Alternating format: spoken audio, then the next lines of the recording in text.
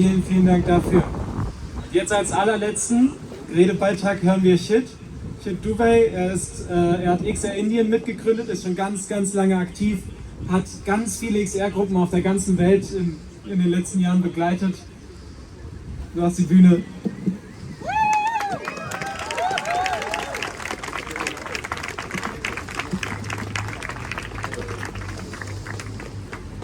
Hi, namaste everyone. My name is Chit and I am from India, and today I'm going to talk here about the world I come from, like South Asia. I will share a few things from there, and also I will talk about climate justice, that why climate justice discussions are extremely important in any climate movements.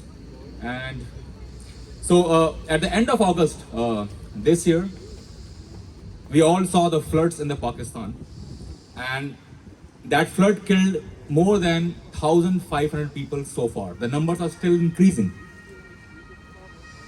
1/3 of Pakistan was under the water, and around 33 million people have become homeless.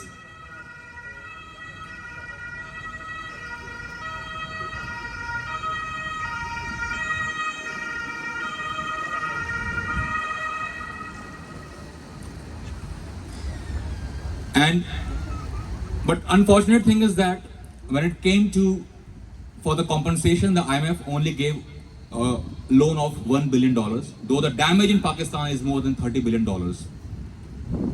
Now coming to Bangladesh, in June this year, the floods in Bangladesh made more than 6 million people homeless, and dozens of people were killed.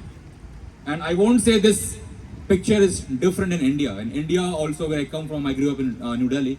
We see like all over India, in different parts of India, floods and droughts, and it affects millions of people each and every year. And I believe this story is repeated in all global South countries, no matter where you look, no matter where you go.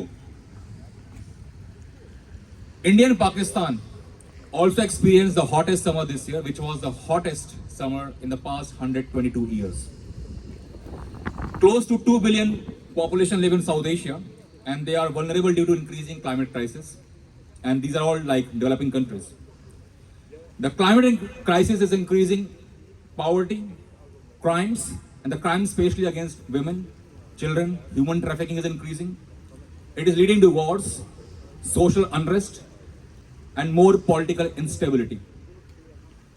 Because of this, already many South Asian countries are struggling. Like Sri Lanka was in news because of economic crisis. Afghanistan is always in news. We all know that. And these are all linked to also due to climate crisis. These are not separate issues. Now I will jump on this climate justice talk and why climate justice topic is so important in climate movements in all over the world. I will also share some examples. And the climate justice roots are also, I will say, starts from the colonial history and the systemic racism. Because centuries ago, when people from Europe, certain communities started marching to different parts of the world, no matter it was Asia, Africa, Latin America, they went there and they exploited the natural resources there.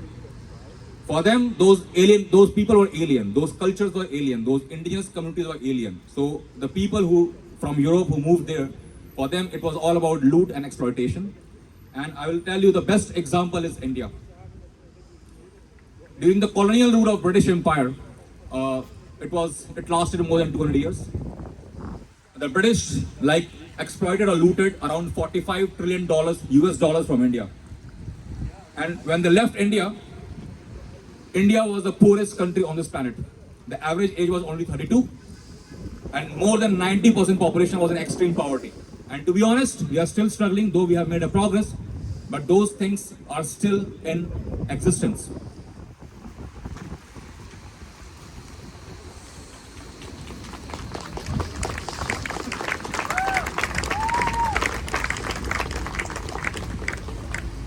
And this colonial loot not only happened in India, like it happened in different parts of the world, like you go to Asia and anywhere. And today still, the corporates are doing the same thing. This imperialism has not stopped.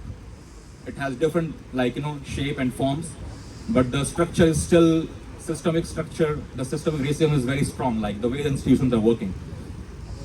And there are also certain reasons why this happened, because the people in the West, I think, let's say the Europe, there was a disconnection between the nature and the human nature and the nature. Nature, when I say like mountains, rivers, animals, plants, in the indigenous communities, they were more closer to the nature. Like, you know, they were worshipping river, mountains. Still, they are very close to Mother Earth, and that's why it's extremely important now for the global South voices to demand for debt for climate justice, and this is what we're doing.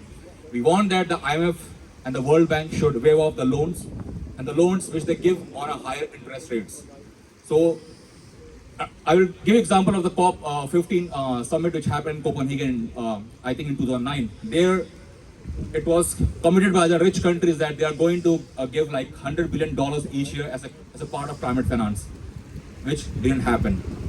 IMF Oxfam published a report in 2017-2018 that until then only around 50% of money was given, and even out of that money, 40% amount was given on the higher interest rate. So I will say these climate finance are also tools to exploit countries from global south.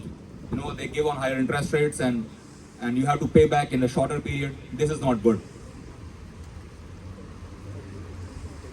And over the decades also, the global south countries have also become like a dumping ground for the waste from the west. They dump like plastic waste. You go to Vietnam, Thailand, Indonesia. It used to happen in India also. Like, you know, tons of waste from all over the Western countries. They are going to the Asian countries. And it's very unfortunate that now in Germany, like, and I will say more over all Western countries, they talk a lot about, like, you know, the global South countries should do this and that. They promise us too many things, but in fact, they do very little. And this year, for example, like Germany announced 100 billion euros for defense budget. Like suddenly the money came, but they never, like, you know, fulfilled their commitment of the past, where they had commitment like they are going to finance, like, you know, this climate budget. So this shows the total hypocrisy. And it's not all about Germany, I would say it's all about all like highly industrialized countries. They are pretty much doing the same thing.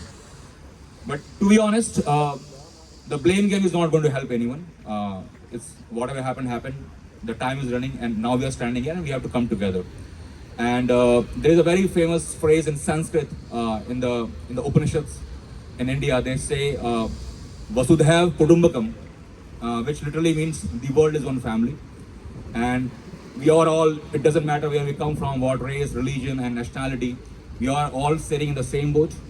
And now the time is running. We already know that it's too late, and we have to come together, work together.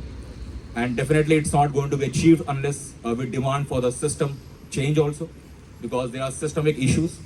And so one is system change also. I will say, like, we also need to work towards the inner change. When I say inner change, means like we need to develop compassion, love, kindness and respect for all the species, for all human beings. Like, unfortunately, we exploit animals also just for the sake of food. So we need to bring the inner change also, like in our lifestyle, in our thought process. And the last thing is that I personally believe, and I think everyone who is here, that climate action definitely works. And Extinction event has proved this. In the past 4 years, I think the Extinction event has brought people from all over the world, like hundreds of thousands of people on the streets. And now it's time that we bring hundreds of millions of people on the street and like bring down this corporate lobby and also bring down this capitalist structure, the way the capitalism works. And definitely we can make a difference. So thank you very much, and keep rowing, keep rocking. Thanks.